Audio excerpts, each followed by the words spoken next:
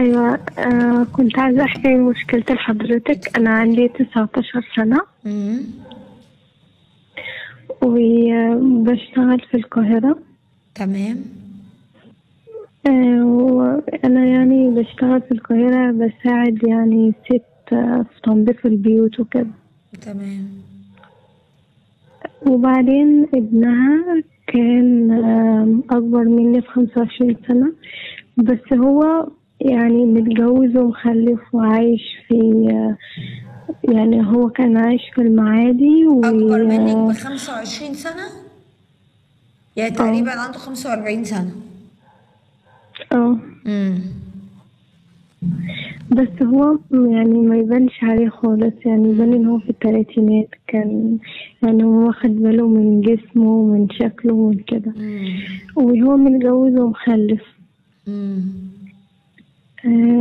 فهو كان أنا كنت عند مامته، بشتغل عند مامته بساعدها في البيت، وهي مامته عندها 70 سنة. فلما كان بيجي يوم في الأسبوع فكان يهزر، كان يشوفني يسلم عليا كده. فأنا كنت مستغربة يعني. وبعدين يعني حسيت إحساس كده غريب. فبعدين لما رحنا الساحل ابتدى ان هو يمسك ايدي اكتر، حصلت ما بينا تجاوزات. رحتوا الساحل؟ رحتي معاهم الساحل؟ اه رحت معاهم الساحل، وهو كان بيجي الساحل هو ومراته وبنته 3 ايام في الاسبوع. فاحنا خدنا فترة كبيرة حد يحصل ما بينا تجاوزات. وبعدين في خلال الفترة دي كان بيبقى في مشاكل كتير ما بينه وما بين مامته، لأن هي عصبية جدا ولسانها طويل. هي طريقتها كده، هي دي الطبيعة بتاعتها. فبعدين بعد مشاكل كتير أنا مشيت وسبتها. في الوقت ده اتقدم لي عريس. مراته ما العريس خدتش بالها ده في الفترة دي؟ ولا مراته ولا مامته ولا أي حد. بعدين أنا مشيت، وطبعا أنا مش عارفة أبطل أفكر فيه. اتقدم لك عريس انتي قلتي؟ اتقدم لي عريس. وافقت عليه على طول.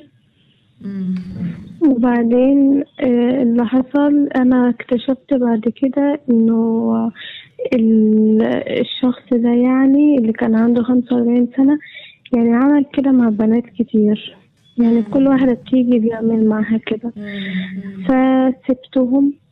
وبعدين رحت لدكتور نفساني عشان أنا يعني اتعلقت بيه جامد. الدكتور ده في أول مقابلة رحت له العيادة: انتي شكلك حلو، انتي ابتسامتك حلوة. فضل يكلمني من الحاجات دي. وبعدها ابتدى واحدة واحدة ان هو برضو يعني يحصل تجاوزات برضو مع الدكتور؟ معرفش بقى، هو ديانته غير ديانتي. ديانته غير ديانتي. هو متجوز ومخلف. بعدين انا خطيبي ده ما كنتش متقبلاه، يعني حاسه ان هو لسه في الجيش، عنده 21 سنه. هو انا قلت له يعني انا حسيت ان احنا مش متفاهمين. ويوم الشبكه يعني انا قاعده معاه بقول هو ايه اللي انا فيه ده، انا ازاي مخطوبه له؟ يعني انا يوم الشبكه ده يعني بتمنى ان انا اتخطب زي اي بنت، بس ما كنتش متوقعه ان انا هكون عايشه حزينه كده، مش فاهماه. هو يعني مش عارف اي حاجه. البني ادم اللي في سنك اللي المفروض داخل البيت من بابه ده اللي انت مش متقبلاه؟ للأسف ما مش عارفة. يعني أنا كان نفسي في واحد يعني يكون مادياته أحسن، كان نفسي مثلا واحد يبقى كشكلا حلو. طب انا كان عايزه نفسي اسالك واحد سؤال. انت مفروض ان انت اتفضل. الاولاني اللي ابن الست اللي كنت بتشتغلي معاها، انت اتعلقتي بيه فسمحتي له انه يتجاوز معاكي. الدكتور اه. سمحتي له ليه؟ يعني ايه المبرر؟ كنت حبيتيه الدكتور؟ لا. امال ليه بتسمحي لحد يتجرأ او يمد ايده عليكي او يلمس فيكي حاجه وانت ممكن ما يكونش ربطك بيه مشاعر؟ هو اصلا الموضوع كله غلط ان انت تسمحي لحد ما يحللكيش انه يلمسك. بس ممكن نقول في الحالة الاولى ان انت قلتي انا اتعلقت بيه. طب الدكتور سمحتي لك اه. بناء على ايه؟ يعني ان هو يتجاوز معاكي ويلمسك او يجي جنبك او ياخد منك حاجة بناء على ايه وانت مفيش مشاعر مفروض؟ مش عارفة أنا عملت كده ليه، معرفش. يمكن يعني عشان جربت مع الأولاني، فيعني قلت يمكن أنا حسيت إن أنا محتاجة انت للشعور انت ده أو انت بنت إيه، ولا معرفش. انت ما زلتي بنت؟ أيوة بنت. ما مم. حصلتش مم. حاجات كبيرة، يعني كانت تجاوزات مم. بسيطة. بس أنا معرفش ليه بيحصل، يعني أنا ليه بوافق على حاجة زي كده؟ أنا ليه بعمل كده؟ مم. اللي انا مخطوبه له ده مش انا حاسه انه هو حاساه شويه عيل، عليا، يعني انا. حاساه عيل صغير. اه. اه. مم. انا في دماغي ان 21 سنه ماشي، احنا في الزمن اللي احنا فيه ده في ناس بتبقى 21 سنه وكده، بس دماغها كبيره وعاقلين. ده حاسه ان هو اي كلمه لو قلت له روح بيروح، تعالى ماشي. وما يعني زلتي حاسه ان بتروحي كلمته للدكتور مش من ولا ما دماغه. بقيتيش تروحي؟ لا، هو أنا عشان شغلي فبسافر يوم، يعني طول الشهر وبنزل كل شهر. أنا الشهر اللي فات كنت متخانقة مع أهلي وكده، فبعدين هو كان قايل لي انت لازم تهتمي ببشرتك وكذا، كان طلع حبوب. مم. فقال لي انا هقولك على دكتور كويس تروحي له وتكشف على وشك. فكلمته قلت له انا عايزه اروح للدكتور. دكتور ايه؟ مم. قال لي في دكتور فلاني. رحت له، كان الوقت متأخر. فبعدين ايه، هو رن عليا انت انت فين وجبت الأدوية؟ قلت له اه. قلت له ايوه. فبعدين قال لي خلاص تعالي انا جبتلك الأدوية. وخدت منه الأدوية، وكان فاتح في يوم مش في مواعيد شغله، يعني يوم الجمعة، ويوم الجمعة هو بيبقى قافل. مم. فجيت العيادة وكده، وحصل ما بيننا تجاوزات بسيطة ومشيت. أنا شوية بحس إن أنا عايزة أروح أحكي له أنا متضايقة من إيه، مخنوقة من إيه، مشاكلي. وأوقات أنا بقول لأ كده طب انت يعني. شايفة ان انت لما لأ رحتي له وكده. هو حللك مشاكلك ولا زودها؟ لا، هو بيتكلم معايا. انا حسيت ان هو ما بيدينيش حل نافع، الكلام كده زي ما بتكلم مع اي حد. مم. وبعدين لما بحكي له وهو عمره ما هو ما عندوش حل. حاسه انه عيل عنده 10 سنين. قال لي لا قولي تاني الحتة دي. لا. انا لما كنت بروح له قلت له ان انا حصل مع واحد قبل كده تجاوزات وبتاع، وانا اتخطبت وخطيبي مش متقبله وبتاع وكده. فقال لي طب ماشي خلي خطيبك يجي اقعد معاه وكده. والله يعني فبعته هو له. بيعمل معاكي تجاوزات وعايز يقعد مع خطيبك؟ اه. اه، ده العلم الحديث ده ولا ايه؟ مش فاهماه يعني. مش عارفه. مم. فبعدين انا قلت لخطيبي ايه رايك لو رحت للدكتور وكده؟ قال لي ليه؟ قلت له علشان تمشي حياتك. فضلت اقول له يعني في شويه مم. كلام. قال لي خلاص ماشي حاضر وراح. مم. حضرتك متخيله ان انا اقول لخطيبي واحد اروح لدكتور نفساني فيقول لي طيب ماشي؟ طب انت ما فيكش حتى عقل؟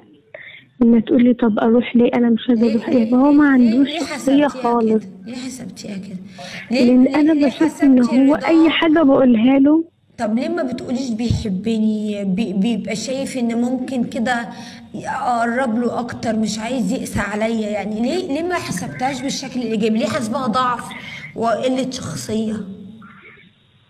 علشان انا يعني يعني مثلا بعد شهرين من الخطوبه اقول له على حاجه حاضر ماشي، ما بيغيرش. هو سبحان ما الله، بيقوليش اعملي احنا كذا ما نحب اللي تعمليش كذا. يبهدلنا؟ اللي يبهدلنا هو ده اللي نحبه؟ يعني اللي يبهدلنا ويطلع عينينا ويبهدلنا ويبقى قليل ادب؟ سبحان الله يعني. لا، مش قصدي، ولا دي انا قصدي يعني غشاوة مثلا ربنا حاططها على عينيكي عشان انت بتغضبي ربنا؟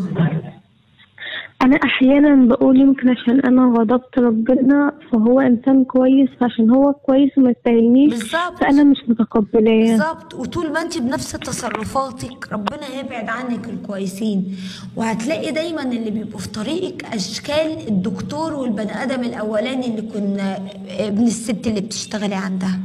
بصي حبيبة قلبي، أمم. انت محتاجة توعي لنفسك شوية. اوعي لنفسك وخدي بالك من نفسك ومن تصرفاتك. مفيش مبرر يخليكي تخلي راجل يلمس منك شعره. مفيش مبرر في الحياة، ولا اللي حبيتيه ولا اللي بتروحي تتعالجي عنده. البني آدم اللي بتتعالجي عنده ده غير أمين، وغير أمين للمهنة اه. أصلا. وبني آدم ما يستحقش لقب دكتور، لأن لو هو بيمتهن المهنة دي بشرف وأمانة ما كانش استغلك، واستغل إن المكان فاضي، واستغل واحدة عيلة جاية تشتكي له من واحد، فراح قال لك أنا كمان أتجاوز معاها وأعيش حياتي وهو راجل متجوز. فده راجل غير امين، دكتور غير امين. مكانه بعد كده ان شاء الله هيكون السجن، لانه هيعمل كده مع غيرك لحد ما واحده تصوره وتفضحه ويبقى مصيره السجن. فانت محتاجه تحافظي على نفسك اكتر من كده، وتعرفي ان ربنا ما يرضاهوش اللي انت بتعمليه. اشتغلي، بس اشتغلي بادب وباخلاق، ولو لقيتي ان في تجاوز من اي شيء من اي حد ابعدي عن الشغلانه دي وحافظي على نفسك.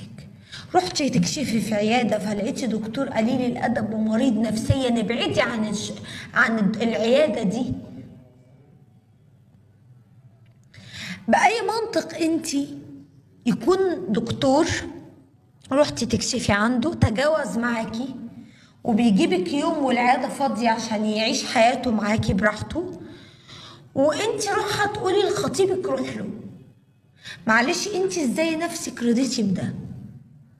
يعني ازاي انت واحد ما كانش امين في المهنه وما تعملش معاكي بما يرضي الله وانت حاله جاياله، راح تودي له خطيبك وزعلانه ان خطيبك سمع كلامك؟ طب بيسمعه من باب الحب. فكره خطيبك مش كبير، يعني 21 سنة، هو لسه شاب، لسه هو كمان ممكن يكون أول خطوبة في حياته، عايز يرضيكي، عايزك تحبيه، حاسس بجفاء من ناحيتك، فبيحاول يقولك حاضر ونعم عشان يمكن تحبيه.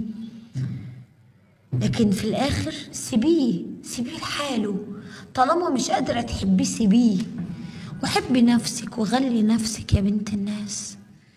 مش اروح اشتغل عند حد فابني صاحب البيت او ابني صاحب الشقه صاحبه الشقه يبقى قليل الادب وهو ليه زوجه واسمح له انه يتجاوز معايا.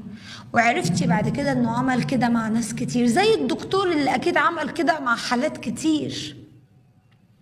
فانت محتاجه تحافظي على نفسك اكتر من كده، وتحترمي دينك وتحترمي عفتك وحقك اكتر من كده، وملكيش دعوه باي حد، واي حد يتطاول عليكي المفروض توقفيه عند حده وتقطعي ايده لو فكرت ايده تيجي جنبك.